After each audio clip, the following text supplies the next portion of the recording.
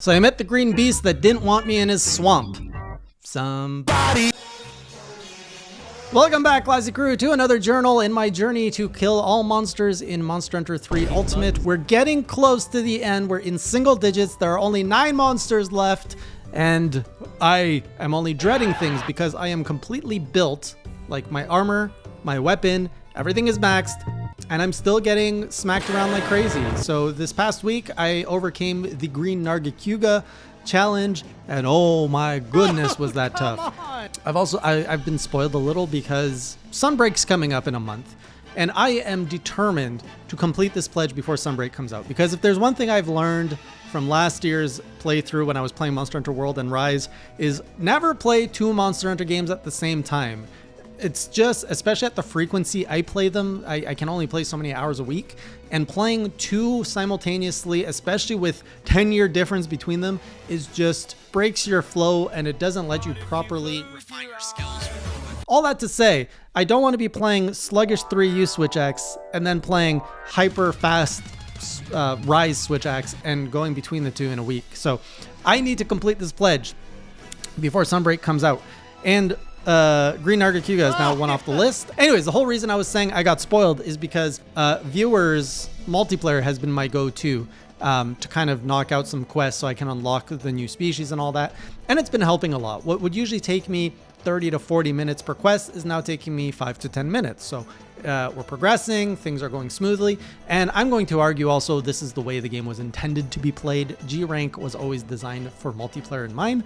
And so it's a lot more fun in multiplayer, but the challenge part is very much there in solo. I just would never want to do the entire thing in solo. So first order of business, as you may have noticed for a while now, I've been in a full Cetus armor except for my belt. So that really stood out. I was like, all right, let's fix this. Let's go and hunt one more golden Cetus so I can finish my full set. And so hunted we did, and I've got the last piece of fur I needed. So now I went to go build the full suit, only to learn that if I went with the Y, I think. So there's an X and a Y set, kind of like Pokemon. And if you go with the Y build, you get all the good stuff of like earplugs, the high grade earplugs. I think some attack up, which was a leftover from my other stuff. Sharpness +1. You got water damage plus, which I don't care about that. But you get freaking blunt edge, which I forget what that does just by reading it right now. Whereas the X build allowed, it didn't match because everything else is Y, but the X did not give me the blunt edge, and it gave me everything else minus the water damage. So I was like, well, I'd be a fool not to do the X. At first I did Y, and then I tried to remove the blunt edge through talismans and decorations, only to learn that the only decorations you put, if you nullify the blunt edge, it will take away your sharpness +1. So I'm like, well, this is dumb. And as I was trying to figure things out, I was kind of regretting my choices. And then the game froze on me, which is something because I was in multiplayer lobby, and that's when the game freezes. So I am fighting 2 things above and beyond the monsters and everything else in this game. I am fighting old crappy network connectivity, constantly getting disconnected from the lobby and multiplayer. If it's not me, it's the viewers. And then the game keeps crashing on me when I'm specifically in multiplayer, which is a bug that some people have said is common when you're connected online. Sometimes the game will just freeze. So anyways, the game froze, crashed, I had to reset, and I hadn't saved. So I had to rebuild my set, which was a blessing in disguise, honestly. Because then I'm like, forget Y, we're gonna get X, we're gonna get sharpness +1, attack up, and high grade earplugs. And now we're good. Now when I go into fights, I've got, people say it's purple, I say it's pink. It looks like pink sharpness. Anyway, so then Green Nargacuga's up, and at this point, I put it to a vote. I was like, oh, do we hunt it together? Do I go solo? And of course, everyone's like, you're going solo. So I went in there. I was like, all right, I can do this. I can do, you know, I'm fresh off my highs of fighting, killing 2 big walls in Elden Ring. I'm like, let's do this. So I go into Green Narga, smacking at his face, and I killed the base Narga fairly easily, you know, and things were going well. You know, he's roaring. I got my earplugs. I'm smacking. I learned pretty fast that you dodge to the left of Green Narga, so he will like jump at you and like swipe from the right and then swipe really wide to the left, so making him go a little bit on a right like angle. So if you dodge left, it gives you this opening to attack him. It was a really cool like thing where I'm like, oh, okay, if I just do this. And it was pretty aggressive. And then he opened up his tail and went like, wah, wah, and I just died. It was so fast. I didn't even have time to heal. Went in again, and then wah, wah, I died almost right away. So within 5 minutes, I'm 2 carts in. I was like, oh my God. I have 1 cart left. All of my... I mean, I'm already chewing through my potions and all that, and I am clearly outmatched from this thing.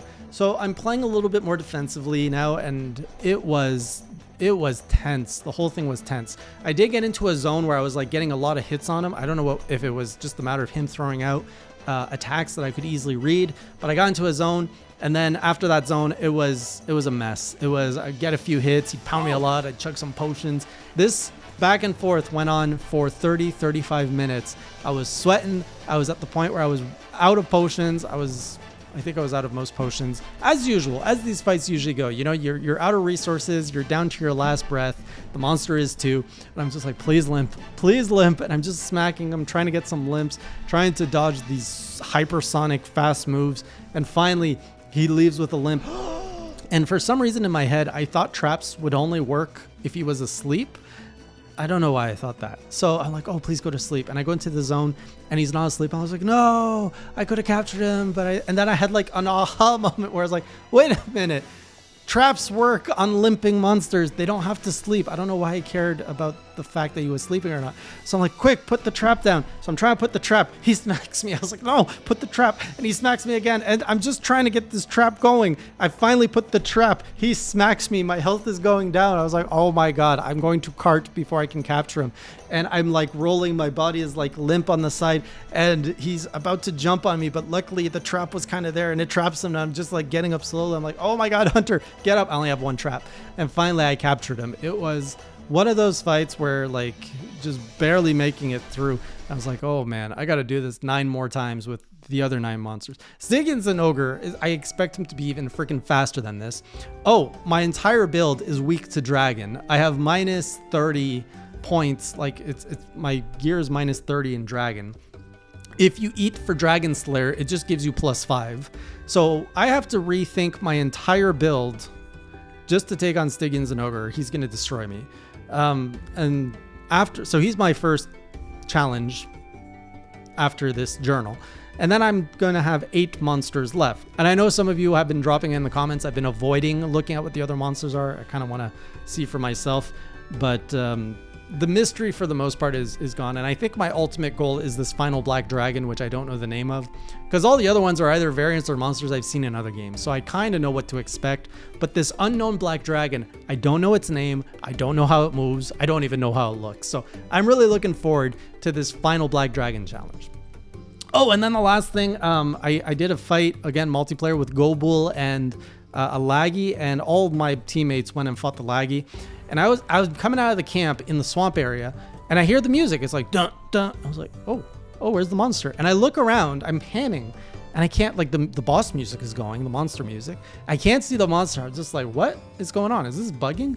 Not realizing, I've only seen Gobul start attacking you underwater. I completely forgot how he moves on land, and he was right around me, and I'm just like, I'm looking at the scenery, I can't see the monster, I'm just like, where is this thing? And out of nowhere, Gobul just jumps out of the ground at me, just these big teeth, and I'm like, oh, I don't emote very well on camera, but my heart sank. It was like a horror film. I did not know that. I was not expecting that, so he scared me. And then I had a good time playing with Gobul on land. Even in G rank, he's way more fun on land than in the water. Everything is more fun on land than in the water. So eventually I abandoned him. I went and helped my teammates with the Laggy. Then we came back, we destroyed Gobul, and off we went. So on the next stream, Stiggins and Ogre, and then that will unlock the Urgent, and I will be in the open land of Hunter rank 8 and beyond. My Hunter rank will be uncapped, and I will be in the true end game of this game with only a few weeks left to finish it and kill 9 more monsters. So I will see you on the next journal as I get close to the end of this pledge, or on the next stream. And until next time, keep it classy.